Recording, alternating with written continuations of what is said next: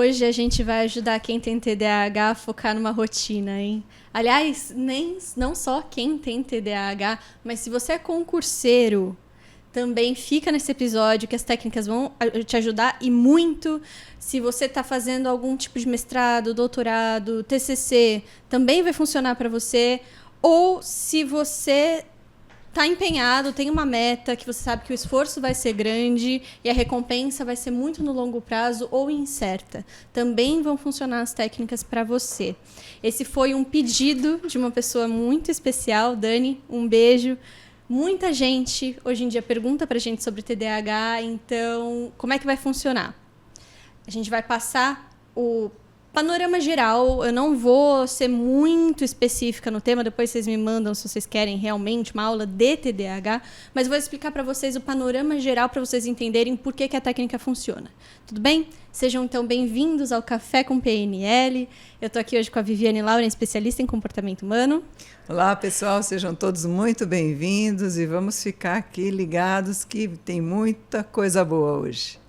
E eu sou Ana Carolina, pós-graduada em neurociência. Se você gosta desses temas de desenvolvimento pessoal, comportamento humano, neurociência, lembra de seguir a gente, se inscrever no canal, curtir esse vídeo. Eu já peço logo de cara para vocês lembrarem, que aí depois fica mais difícil. Então já curte agora para lembrar e já compartilha com alguém que você sabe que está em alguma dessas situações que eu mencionei para vocês, tá bom? Que com certeza essa pessoa vai se beneficiar bastante com o tema.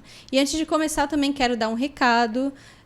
A gente já começou com as inscrições de DL, então vamos deixar também o link aqui embaixo, que é um treinamento de inteligência emocional que é essencial, inclusive para quem tem TDAH, para conseguir manter o foco, porque as emoções elas geram entropia psíquica. Eu vou falar disso com vocês ao longo do episódio, então também a gente vai deixar o link aqui. E a gente está com muita novidade, curso online que a gente vai lançar, live gratuita no nosso Instagram, no YouTube para esse ano. Então, eu vou deixar também aqui para vocês o link da newsletter. Se você se inscrever na newsletter, você consegue ter acesso quando a gente lançar alguma aula, alguma coisa do tipo, que aí essas aulas elas estão bem completinhas, a gente consegue interagir com vocês bastante por lá. Recados dados, vamos lá. O que é o TDAH? O TDAH é o transtorno de déficit de atenção e hiperatividade. Ele é um transtorno do neurodesenvolvimento. O que isso significa? Que os sintomas do TDAH eles aparecem logo quando a pessoa é uma criança, né? Antes dos 12 anos de idade, a gente precisa ter já algum indício de que a pessoa tem algum desses sintomas que eu vou falar para vocês. Ah, mas eu tenho mais de 30 anos. Pois muito que bem. O seu neuropsicólogo, psiquiatra, com certeza vão perguntar como é que você era na infância, vão conversar com familiares. É um diagnóstico realmente muito complexo para você chegar a essa conclusão. E para fazer esse diagnóstico, o DSM é um livrão gigantesco que apresenta diversos sintomas para cada um dos transtornos que a gente pode ter. E aí a pessoa que for te diagnosticar, ela vai seguindo aqueles parâmetros para determinar se o seu sintoma parece mais com TDAH ou pode ser explicado por alguma outra coisa. Aliás, não adianta só você pegar, se você chegar na sua casa... eu vou olhar o DSM para ver se eu... Porque é assim, coisa de Google, né? Você sempre acha que você tem tudo. Aí você olha lá os sintomas. Não, eu esqueço o nome das coisas. Eu esqueço meu celular nos lugares. Tenho TDAH. Não é assim. Para você diagnosticar uma pessoa, você precisa ter uma intensidade tal, em várias áreas da vida, por uma duração tal, para você conseguir chegar a essa conclusão. E os sintomas não podem ser explicados por nenhuma outra coisa. Ou seja, não pode ser explicado por uma bipolaridade, não pode ser explicado por uma depressão ou ansiedade e não pode ser explicado pela bagunça que você faz no estilo de vida quando você não dorme direito, senhor adulto. Então, não é que você tem TDAH, você só não está dormindo direito, comendo cada dia em um horário, aí você vai bagunçar seu foco mesmo. Então, a gente precisa descartar tudo isso antes de dizer que uma pessoa tem TDAH. Vamos lá, então. O que acontece no cérebro de uma pessoa que tem TDAH? Para a neurofisiopatologia do negócio. Você altera principalmente dois componentes. Você tem um componente cognitivo e um componente no sistema de recompensa. Componente cognitivo. A pessoa ela tem algumas diferenças na estrutura do córtex pré-frontal dela, que é o cara responsável pelo controle inibitório. Ele é o freio da ação, freio do pensamento, vou dizer assim, para ficar mais fácil para vocês. Então, ele perde, por exemplo, memória de trabalho. Quando você está fazendo uma conta de matemática, você tem que guardar alguns números na cabeça para você conseguir usar essa informação depois e completar a conta. Uma pessoa, isso se chama de memória de trabalho. É como se fosse a memória RAM de um computador. Essa pessoa não tem. Então, ela não consegue sustentar alguma coisa, o começo da frase de uma pessoa, por tempo suficiente para até a pessoa terminar de falar a frase, ela conseguir formar o sentido total daquilo ali que está sendo dito. Então, ela se distrai, ela não consegue entender o que quer que seja. Então, a memória de trabalho fica prejudicada, o controle inibitório também. Então, ela é uma pessoa mais impulsiva, ela vai ficar balançando na cadeira, batucando na mesa e por aí vai, que geralmente é criança, né? E aí, mais adulto, essa hiperatividade ela acaba sendo mais dentro de si. Então, uma pessoa que tem tendências a ficar um pouco mais ansiosa, não necessariamente ela vai ficar balançando na cadeira, mas ela pode ter esse tipo de sintoma. Além disso, ela tem dificuldade de frear alguns comportamentos. Então, por exemplo, ela vai na cozinha para pegar alguma coisa. Aí, sei lá, toca uma sirene em algum lugar. Ela se distrai com a sirene e esquece da cozinha. Uhum. Esse tipo de coisa também acontece. Tá se identificando, Viviane? Bom, além disso, ela tem também modificações no sistema de recompensa. Ela tem um déficit dopaminérgico tônico, que a gente fala. Então, ela tende a priorizar recompensas rápidas ao invés de priorizar recompensas no longo prazo. Isso dá uma procrastinação extrema. Porque como ela tem pouca dopamina no sistema de dopamina dela, você precisa ter um estímulo muito alto para fazer essa pessoa se mexer. E é por isso também que existe tendência dessa pessoa querer buscar cada vez mais recompensas, que são essas dopaminas fásicas, que são esses picos. Onde é que a gente encontra esses picos? Rede social. Então, a pessoa tem mais tendência a ficar em rede social. Pornografia, videogame, qualquer coisa que joga o estímulo lá para cima. Porque como a dopamina dela é baixa, a única coisa que vai fazer ela se mexer, né, são esses picos. Além disso, ela tem uma dificuldade muito grande em planejamento. Ela não consegue estimar muito bem o nível de esforço e de tempo que ela vai levar para fazer as atividades. Então, você tem uma prova, criança, né? Tem uma prova na sexta-feira. Ela não consegue perceber na segunda-feira que ela deveria já estar estudando. Ela não tem essa noção. Quando é que ela vai falar, eu consigo estudar em 2 horas? Porque ela não consegue mensurar muito bem quanto tempo leva para fazer as coisas. Ela se perde no tempo. Ela tem uma orientação temporal bem bagunçadinha. E aí, o que acontece? Chega na quinta-feira, dá um estímulo com um pico suficiente, ela sai estudando que nem uma louca e isso vira uma bola de neve. Isso também acontece com eles. Como é que funciona? Não é que uma pessoa que tem TDAH... Primeiro, não tem nada a ver com QI, tá? Porque muita gente, quando tem TDAH e não é tratado da forma certa, a pessoa começa a criar uma série de crenças limitantes. Eu não consigo, eu sou burro, eu não consigo prestar atenção, eu não aprendo nada, por esse negócio que eu falei de memória de trabalho. E, na verdade, não tem nada a ver com QI. Inclusive, uma das pessoas mais inteligentes que eu conheço tem TDAH. Não tem nada a ver. Ele tem uma capacidade muito grande de prestar atenção. O que ele não tem é para onde ele deveria. É como se fosse assim, o seu sistema de recompensa, ele vai ser um direcionamento para onde você vai jogar seu foco. Como ele está desregulado, ele joga o foco para outras coisas que não a coisa que a pessoa precisa. Mas a partir do momento que ela focou no que ela precisa, ela vai que vai. E é por isso que tem muito TDAH que tem hiperfoco em algumas coisas. Sim. Então, não é que ela tem dificuldade de ter foco. Ela tem dificuldade de dar zoom na coisa correta. Agora, a capacidade de zoom, o quanto ela consegue aproximar, é absurdo. Isso aí não é nem a questão. Falei tudo isso. Vamos lá. Antes de mais nada, então, por favor, não faça diagnóstico em casa sozinho. É a primeira coisa que eu vou falar para vocês. Eu estava conversando com a Viviane antes da gente começar aqui.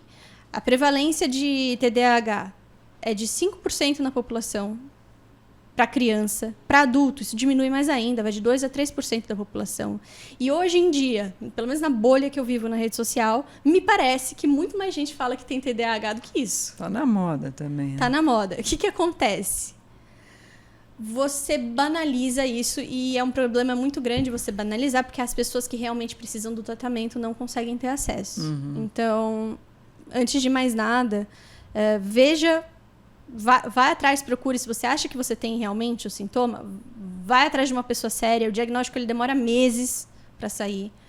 Ai, meu filho não me ouve, ele tem TDAH. Eu já vi caso de filho não ouvir, porque estava com uma deficiência auditiva, no processamento auditivo, que não tinha nada a ver com atenção, não tinha nada a ver com o sistema de recompensa.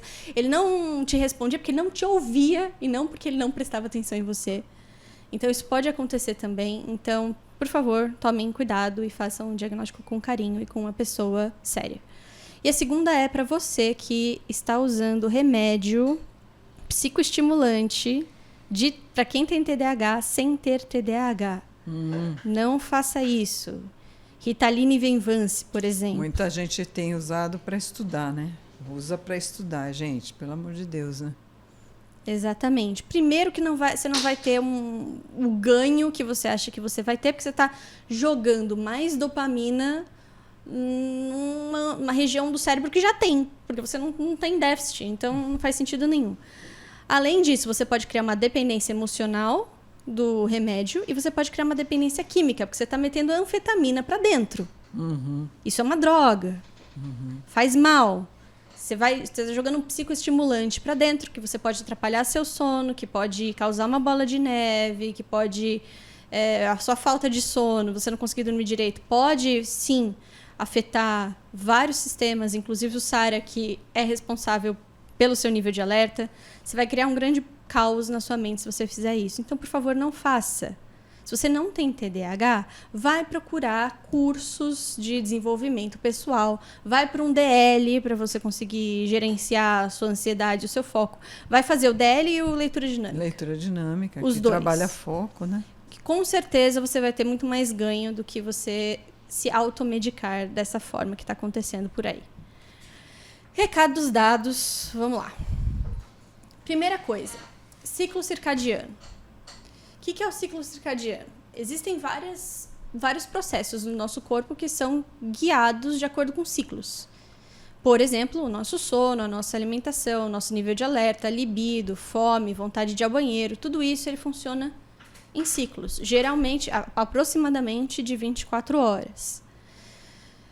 Quem dita esses ciclos de nível de alerta, etc. e tal, é a luz natural. A luz natural, ela entra no seu olho, tem células responsáveis só para identificar se tem luz ou não. Isso vai para o seu núcleo supraquiasmático, que fica aqui na sua cabeça, e ele controla os genes clock que a gente tem. O que são esses genes clock? Ou seja, genes relógio. Eles vão ditar, agora é 6 horas da manhã. Não com essa precisão, mas agora é 6 horas da manhã. Agora é 10 horas da manhã. Opa! É o horário que esse cara vai ter mais foco. Agora já está no horário de sonolência, já está à noite, a luz já não tem tanta luz assim.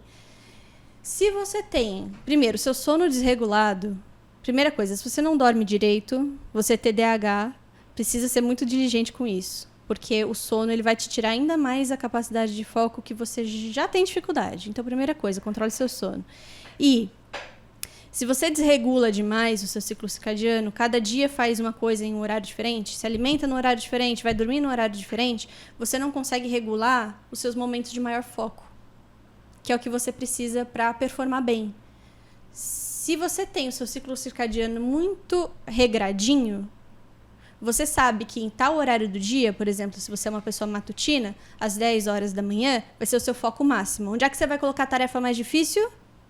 Você, nesse horário. Você que tem TDAH e precisa focar em alguma coisa, você vai colocar a tarefa mais difícil nos horários que você tem mais foco. Só que você só vai conseguir padronizar isso se você padronizar o seu ciclo circadiano. Então, primeira coisa que eu falo trocentas milhões de vezes para vocês, toma cuidado com o sono, higiene do sono. Higiene do sono, ela não acontece na hora que você vai dormir, ela acontece desde o horário que você acorda. Acordou, se expõe à luz natural. Não é a mesma coisa que a luz do escritório. Abre a janela, vai andando até algum lugar, sei lá, se vira. Vocês põem a luz natural. Antes de dormir, jantar. Pelo menos 2 a 3 horas antes. Exercício físico também, porque ele vai aumentar seu nível de alerta e aí você não vai conseguir dormir. Outra coisa importante, a nossa melatonina ela precisa estar alta para trazer sonolência para a gente conseguir dormir. A melatonina odeia luz azul. Então, o terror dos neurocientistas se une ao terror dos arquitetos, quando eles veem uma luz branca no meio da sala, que era para ser um lugar de conforto, às 10 horas da noite. Por favor, não faça isso. Use luz amarela ou não use luz nenhuma. Use luz de abajur, mas não use uma luz branca no seu rosto na hora que você for dormir. Nem do celular. Cortisol também. Cortisol, que dizem, né, que ele é o hormônio do estresse. Na verdade, ele tem várias funções. Ser um hormônio do estresse é uma delas. Não pode estar alto na hora que você for dormir. Então, resolver problema de trabalho no celular... Nossa Senhora! Você está fazendo 2 coisas que não podem ao mesmo tempo antes de dormir. Isso você vai atrapalhar completamente a sua rotina e você não vai conseguir identificar os seus momentos de foco. Sendo assim, tome conta do seu ciclo circadiano, tome conta do seu sono, principalmente você que tem TDAH, mas não só você que tem TDAH. Todo mundo. Depois, se vocês quiserem, eu falo mais sobre sono em outro episódio, senão a gente vai ficar aqui eternamente. Vamos lá. Próxima dica é o seguinte. O nosso cérebro ele não gosta de recompensas incertas. Ele gosta de recompensas muito grandes e muito certas. O cérebro do TDAH, mais ainda, porque ele tem déficit dopaminérgico. Ou seja, você vai ter que treinar o seu cérebro a encontrar recompensa nas coisas. Se você jogar uma recompensa lá no final, que sabe-se lá se vai ter ou não, por exemplo, um concurseiro está estudando, mas nem sabe se vai abrir edital. Se você colocar a recompensa da sua vida ali no final, você não vai conseguir se motivar. Você vai ter que recompensar o processo, que é apaixonar-se pelo caminho. A maioria das pessoas fazem, né? Infelizmente. Fica só olhando lá, buscando resultado, mas não percebe o processo, né? E aí tem um ganho pequeno, mas não percebeu. Daqui a pouco ela desmotiva sem ter feito essa análise, né? Exatamente. E aí você fala bastante sobre mini-meta, né? Para ajudar nesse sentido. Exatamente. Você tem a meta final, né? O ponto B, mas se você for fazendo mini-metas, que é o caminho, a gente chama de mini-meta, meta de jornada, meta de processo, ou seja, é o caminho que você vai fazer para chegar até lá.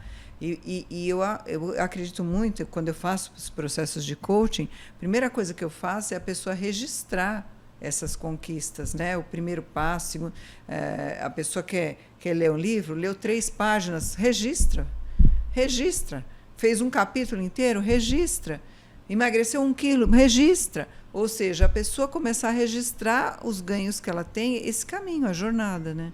Porque eu acredito muito que é mais importante a jornada do que o final, né? Porque se você faz uma jornada bem feita, o final é certo. Não tem como errar, né? Se você faz a jornada bem realizada, ou a direção bem tomada, o caminho bem feito, você vai chegar no ponto B, né? Agora, você deixar para curtir só lá no ponto B é erradíssimo. A chance de você desistir no meio do caminho é grande, né? Exatamente. Ainda mais para quem tem TDAH, que se dispersa de uma forma mais fácil, né? Exatamente. E a gente já falou bastante sobre recompensa intrínseca e recompensa extrínseca em outros episódios, né? Que é uma recompensa extrínseca. Por exemplo, o bônus no final do ano, o salário, a nota alta em determinada prova, no caso das crianças, né? Bom, os adultos também, que fazem faculdade. Tudo isso é uma recompensa extrínseca. A recompensa intrínseca é dentro das motivações do próprio indivíduo. Por exemplo, eu naturalmente gosto de desenhar. Isso é um hobby meu. É uma recompensa intrínseca. Eu não vou ganhar nada de fora com isso. A gente já falou bastante sobre isso. A importância da gente encontrar recompensa intrínseca nas coisas. Tem uma neurocientista que se chama Carol Dweck, que ela escreveu aquele livro Mindset. E ela menciona um estudo que fizeram, que dividiram para metade das crianças, parabenizaram a criança pela nota que ela teve. Parabéns, você tirou 10 em matemática. Para outra, falou assim, parabéns, olha como você se esforçou, olha como você se dedicou. E aí, o que ela percebeu? Que num segundo momento, as pessoas que foram elogiadas pelo esforço, ou seja, no dia a dia, e não pela recompensa final, que era a nota, elas tinham a tendência a querer estudar muito mais para a próxima prova do que a pessoa que tinha sido elogiada pela nota.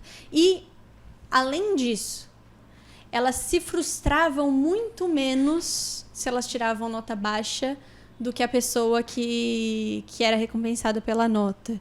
E a gente já falou para vocês, a frustração ela também vai te levar para um caminho que não te ajuda a se motivar. Se você quiser mais informações sobre isso, a gente tem um episódio o que ninguém te contou sobre motivação e força de vontade. Chama alguma coisa assim, coloca café com PNL, motivação ou força de vontade, você vai encontrar esse episódio. A gente fala mais sobre isso lá. Ou seja, comece a se recompensar. Como é que eu me recompenso? Anotando, que foi o que a Viviane falou, tirando foto dos dias da academia. Você pode se presentear ao longo do processo. Você pode até se elogiar, que é a coisa mais simples do mundo. Tipo, pensar com você mesmo. Nossa, que legal. Vim mais um dia na academia. Já é o meu 10º dia estudando no horário. Para você mesmo. E isso já por si só é uma recompensa do processo. Além disso, outra dificuldade que uma pessoa que tem TDAH tem é de focar. O que acontece? A pessoa está lá trabalhando e de repente vem um pensamento. Vixe, preciso comprar tomate antes de voltar para casa, saindo aqui do escritório. Tá, beleza. Aí volta a trabalhar. Aí dali a pouco, olha, eu preciso preparar a reunião do dia 20. Aí volta a trabalhar. Aí dali a pouco, eu preciso... E fica... Dá parabéns pro fulano. Dá parabéns pro fulano. E ela fica fazendo isso. O que acontece? Você que está em casa, já viu um celular com muitas abas abertas? Ele fica muito lento. Por quê? Porque ele tem que dispensar uma capacidade de processamento dele ali, que poderia estar sendo usada para outra coisa, para, de vez em quando, ir lá e processar as abas que você abriu. Quando o celular está pesado, o que a gente faz? A gente deleta coisas, a gente fecha todas aquelas abas. Quando uma pessoa está prestando atenção em alguma coisa que ela tem que focar ali do trabalho e ela pensa no tomate, é como se ela abrisse uma aba na cabeça dela, tomate. Aí, reunião do dia 20, aí ela abriu outra aba, reunião do dia 20. É o parabéns do fulano. Abriu outra aba, parabéns do fulano. E ela fica com várias abas abertas, que a gente chama de nós abertos.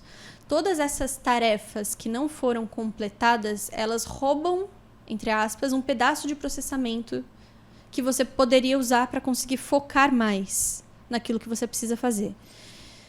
Então, primeiro, feche essas abas. Tem uma regra que a gente fala que é a regra dos 2 minutos. Tudo que você conseguir fazer que leva menos de 2 minutos para você realizar, faça agora. Já se livre, já fecha essa aba. Por mais idiota que seja, por mais outras coisas importantes que você tem para fazer, para você conseguir focar na coisa importante, você vai ter que resolver. Tá bom, mas eu não vou sair daqui para comprar tomate agora, no meio do meu trabalho. Não faz sentido nenhum eu sair do escritório agora para comprar tomate. Esse aqui eu não vou conseguir fechar essa aba. O que eu faço? Bloco da pipoca, que é o que eu chamo. Tudo que pipocou na sua cabeça, você deixa um bloquinho do lado, ou eu ponho, né, aquele notas autoadesivas do computador, aquele aplicativo. Vai lá, escreve o que se passou pela sua cabeça e volta a focar no que você precisa. Apareceu mais algum pensamento? Joga lá no post-it. Tira ele da mente, né? Deixa ele no papel, porque daí você não ocupa esse espaço que você está falando. Exatamente. E você consegue usar a sua capacidade de processamento para o que você realmente precisa. Principalmente se você é uma pessoa que se distrai bastante. É muito legal também a pessoa poder fazer um checklist de tudo que tem que fazer, principalmente quem tem... Todo mundo deveria fazer um checklist do que tem que se fazer, né? Mas para quem tem DDH, e a pessoa só poder ir para o próximo item quando já terminar aquele, porque aí ajuda a pessoa a começar a focar, né? A pessoa que não tem essa percepção. Porque às vezes a pessoa não tem a percepção que ela não foca. Ela acha que ela está fazendo um monte de coisa, e está fazendo mesmo um monte de coisa. Então, não passar para o item número 2 enquanto ela não puder riscar aquele que começou, iniciativa e acabativa daquele negócio, né? Inicia, termina, até ela conseguir ter a capacidade de desenvolver essa competência que é o foco, né? Uma coisa legal que você falou dessa lista é o seguinte. Às vezes a pessoa coloca na lista de tarefa uma tarefa muito macro. Por exemplo, sei lá, lançar um curso sobre tal. Ela nunca vai conseguir mais riscar essa acabativa aí em um dia só. Não. Não vai. Ficava fazendo naquele dia, né? Porque não dá. Não dá. E ela não consegue ter a sensibilidade, que já é uma dificuldade de planejamento, porque tem diferenças estruturais no córtex pré-frontal, ela já tem dificuldade de planejar. Se coloca um negócio muito grande, como é que ela vai conseguir estimar o tempo que ela vai levar para fazer isso? Ela não vai conseguir estimar o tempo. O que você tem que fazer? Você tem que pegar desses projetos macro que você tem, uma coisa que eu gosto bastante. Qual é a próxima ação? Tenho que lançar um curso. Qual que é a próxima ação? Definir... Estou chutando aqui, tá? Definir um público-alvo. Essa é a próxima ação? Não. Essa também não é a próxima ação. Para definir o público-alvo, o que eu preciso? Entrar na internet para, sei lá, no Google Analytics para ver qual que é o número de pesquisa de tal tema. Isso eu posso fazer. Isso eu posso colocar na minha lista. Essa é a próxima ação. Só para fazer naquele dia. Né? Porque aí você consegue riscar as coisas da sua lista muito mais fácil. Sim. Senão você vai ficar com 30 mil coisas abertas no papel. Também não vai adiantar muito. Mas o que eu recomendaria? Você pega o momento que você tem mais foco, porque você já regulou o seu ciclo circadiano. Nesse momento, você vai colocar a tarefa que realmente você vai ter que pensar de forma estratégica. Para você garantir que você está focando, mantém um bloquinho ali do lado. E marca. De tal em tal período eu vou fazer isso, depois eu dou um descanso. Que a gente precisa, né? Não tem como manter o foco para sempre. Uma hora você vai ter que dar uma descansada. Nesse descanso, você olha a sua listinha, vê se tem alguma coisa que precisa repriorizar. Sei lá, uma urgência que apareceu nesse período aí. Viu tudo que tinha aqui na listinha, cria mais um bloco de atenção e por aí vai. Isso talvez ajude você que está aí. Outra coisa... Está muito ligado à técnica Pomodoro, né? Você fazer um tempinho, parar um pouco... Você não gosta muito, né, do Pomodoro? Não, eu gosto...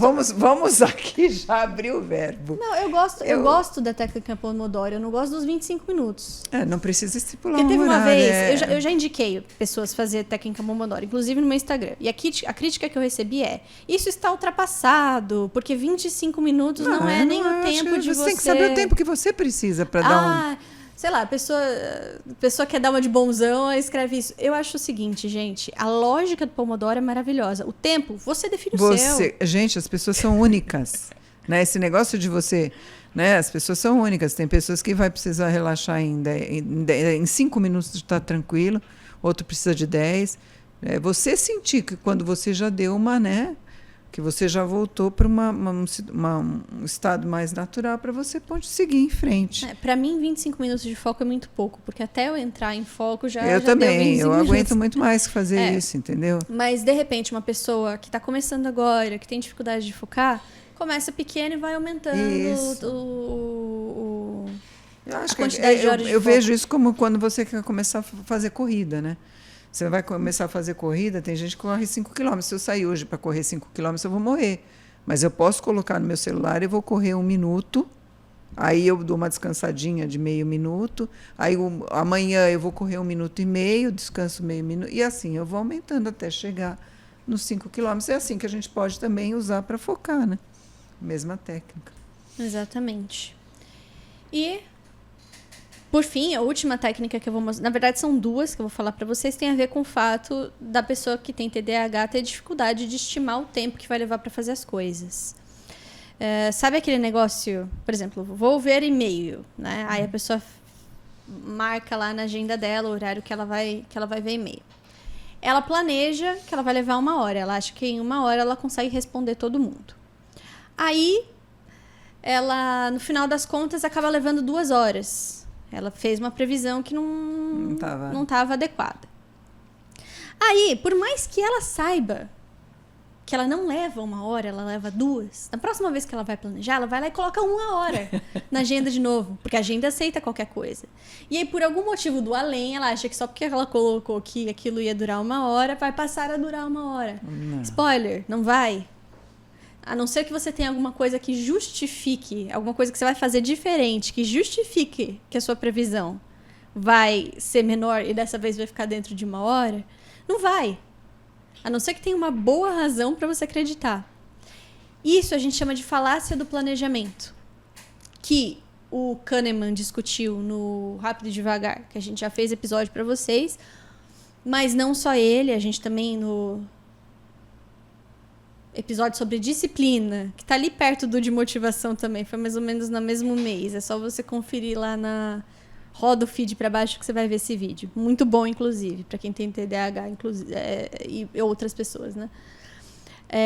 Outros pesquisadores já falaram sobre isso, que é a falácia do planejamento. A gente tende a ser super otimista em relação àquilo que a gente vai conseguir fazer.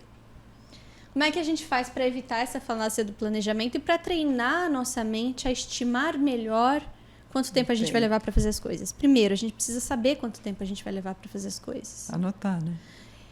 Se eu vou responder e-mail e eu não cronometro, eu não sei que eu levei 2 horas. E aí, quando eu for planejar de novo, eu vou planejar uma, porque eu acho que eu levei uma. Eu acho. E ó, isso não dá para fazer porque o nosso inconsciente ele é atemporal. Se você eu acho que, você vai se perder, você vai errar feio. Você vai errar feio. Isso tem que ser anotado, né? Essas coisas que eu falo isso muito no curso de vendas. Eu falo assim, anota quantas ligações você fez. Anota quanto tempo você gastou para fazer tal coisa. Porque esse eu acho que foi mais ou menos, você chutou bem errado. Pode ter certeza que você chutou bem errado. Porque a gente não tem essa noção. E quando você coloca, como você está sugerindo aí, coloca no papel quanto tempo demorou, eu demorei 1 hora. E às vezes não vai dar. Eu não sei se eu estou certa ou errada, Carol, mas eu prefiro fazer assim. Se eu coloquei na minha agenda que eu vou demorar 1 hora, eu preciso respeitar o horário, eu preciso respeitar aquele horário. E eu estou vendo que não vai dar, durante o que eu estou fazendo eu não vou dar, aí eu faço em questão de prioridade, alta prioridade, A, B, C, D, E. Né? Alta prioridade, média prioridade, pequena prioridade, delegável e eliminável, que eu não vou nem olhar porque não vai dar tempo. Então, o ABCDE vai funcionar nesse caso também, para você conseguir respeitar. E daí aconteceu isso, então não posso colocar 1 hora na próxima vez. Né? Vamos pelo menos colocar 1h30, 1h15, para você poder ir gerenciando melhor a sua agenda. Né? Exatamente. Então, a ordem é a seguinte, você vai identificar qual que é o seu estado atual, quanto tempo você está levando para fazer as tarefas que geralmente você para na metade, que você quer organizar melhor. Você vai cronometrar. Você vai usar esse valor como base para você planejar a sua semana seguinte, que é o mais fidedigno. Quero buscar mais eficiência? Ok. Implemente a técnica para buscar eficiência e veja quanto tempo passou a durar. Esse vai ser seu novo baseline, que você vai tomar como meta para outra semana. E por aí vai. Porque assim você consegue já treinando a sua cabeça a estimar melhor quanto tempo vai levar cada coisa. Essa técnica do ABCDE, assim como muitas outras de gestão de tarefas, são essenciais. Eu não trouxe para cá porque o pedido foi como é que eu consigo focar na minha rotina. Exatamente. Tendo TDAH. Então, focar na minha rotina... Eu diria isso, mas tem muito mais outras que a gente pode falar. Uma dica também, Carol, que eu acho importante, porque o TDAH ele é motivado a desafio e ele vai procurando, né? E vão aparecendo coisas para ser feitas. Então, é assim, se você está naquele foco, putz, apareceu um negócio, Carol veio aqui e me falou um negócio super interessante para eu fazer tal coisa.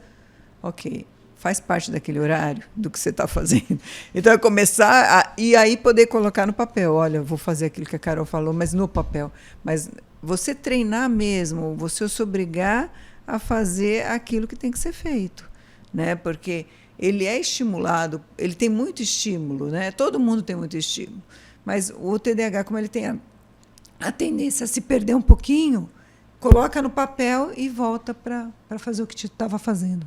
A última técnica que também está ligado ao fato de não prever muito bem o esforço ou o tempo que vai levar, ou ser super otimista e acabar deixando as coisas atropelarem na última hora, é um negócio que o Kahneman chama de pré-mortem, que também não é só ele que estudou. Vai lá no podcast sobre disciplina e no podcast sobre força de vontade, que você vai ficar sabendo de mais dados sobre isso. Mas o que é esse pré-mortem? Você vai sentar e você vai ser meio pessimista nessa hora, tá? Você vai pensar o seguinte: em que situação isso aqui que eu planejei não daria certo? Porque aí você tira esse super otimismo de que você vai conseguir fazer sei lá, na noite anterior da prova. Poxa, em que cenário que eu planejei não daria certo? O que eu vou falar para mim mesmo nesse cenário? Por exemplo, eu quero, sei lá, digamos, eu quero seguir a dieta que meu nutricionista passou. E eu tenho tendências a buscar recompensa em comidas hipercalóricas. Por conta da dopamina, que eu vivo buscando dopamina fásica, que são esses picos, porque eu não tenho a basal, lá. Então, eu sei que eu tenho a tendência a buscar comidas hiperpalatáveis, porque eu tenho TDAH. Beleza. Quero resolver isso. Em que situação eu não cumpriria essa lista aqui que a minha nutricionista passou? É quando eu chegasse do meu trabalho, sexta-feira à noite, eu ia estar cansado e aí eu ia pedir um iFood. Beleza. O que você vai falar o que você falaria para você mesmo que te faria seguir por esse caminho? Eu ia falar, preciso de uma recompensa. A semana foi tão puxada. Tá, eu mereço. E aí a terceira pergunta é: qual a estratégia você vai já deixar pronta, pré-planejada, para se você falar isso para você? Eu gosto muito da estratégia pré-planejada. Funciona, porque na hora que você tem aquele pensamento, você já tem também a resposta, né? Vem o pensamento, você já sabe qual que vai ser a solução. Isso o Kahneman chama de pré-mortem. Funciona muito bem também para planejamento, para a gente, essa tendência de super otimismo ficar mais com o pezinho na realidade. E assim as coisas vão. Então, se você tem TDAH e se você não tem também, dá para você aproveitar, por favor, tome conta do seu sono. É isso que vai garantir que você tenha foco. Tome conta da sua alimentação. Se alimenta sempre na hora certa. Seja muito diligente com o seu ciclo circadiano. Você, mais que ninguém, precisa disso. Toma conta para recompensar o processo. Você precisa... Se o seu cérebro é um cérebro que precisa de recompensas constantes, então crie essas recompensas constantes para você mesmo. Não dependa de alguma coisa extrínseca que você não sabe se vai acontecer ou não, que vai facilitar a sua vida. Perfeito. E cuidado com a falácia do planejamento. Cronômetro que você está fazendo, se alguma coisa tirar você do foco, feche o maior número de abas que você puder de assuntos abertos. Como é que a gente fecha? Colocando no papel.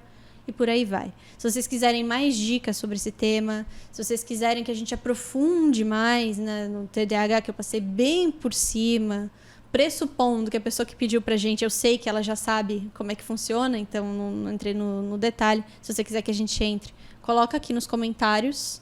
Quero um episódio parte 2, com mais técnicas, sei lá, com mais mecanismos dos medicamentos, sei lá o que vocês quiserem, aí a gente faz. E muita gente pergunta, né, sobre o TDAH, qual que é o tratamento? O medicamento é importante? Não. Sim, vou usar para sempre? Não necessariamente. Se você quiser sobre isso, a gente também fala. Mas uma coisa muito importante, essencial no tratamento do TDAH é exatamente isso que a gente está fazendo agora com vocês, que se chama psicoeducação. A gente está ensinando como o seu cérebro funciona e quais são as técnicas que você vai poder usar para ter mais foco, para se concentrar melhor. Tudo isso faz parte da psicoeducação, que também é essencial, porque a partir do momento que você muda o seu comportamento, você consegue ajustar os seus comportamentos e as suas emoções para que não bagunce completamente sua rotina. Mais focado você vai conseguir estar para seguir o dia a dia normal. E isso a gente faz bastante no Café com PNL. A gente ficou muito feliz que ano passado a gente recebeu... a gente está entre os 5% podcasts mais ouvidos aqui. Então, tudo isso faz parte do nosso trabalho. A gente é o maior podcast de PNL do Spotify. Então, a gente sabe que vocês gostam bastante do tema. E é esse o carinho que a gente tem com isso que a gente faz. Vai muito além, né? Vai mais no sentido de quanto mais a gente conseguir disseminar informação e psicoeducação, melhora a qualidade de vida de quem está do outro lado. E a gente conversa justamente com vocês sobre isso. Então, se você quiser ajudar a gente nesse projeto de psicoeducação, de disseminar conteúdo com base científica, compartilhe esse vídeo com uma pessoa que você sabe que vai se beneficiar com o tema. Lembra de se inscrever no canal e seguir a gente pelas plataformas de áudio e dar 5 estrelas, que a gente sabe que a gente está no caminho certo e que vocês realmente gostam dos temas que a gente coloca aqui. Se você quiser nos acompanhar no Instagram, a gente está como Inex Oficial lá. Tem conteúdos diários. Lembrando também de se inscrever na newsletter, se você quiser ficar sabendo das aulas que a gente for dar, dos conteúdos exclusivos e gratuitos que a gente passa por lá. Também se inscreve na newsletter. E se você quiser me encontrar, eu tô com a Carol Meirelles no Instagram. A gente vai deixar os nossos Instagrams aqui embaixo também para facilitar a vida de vocês. Viviane?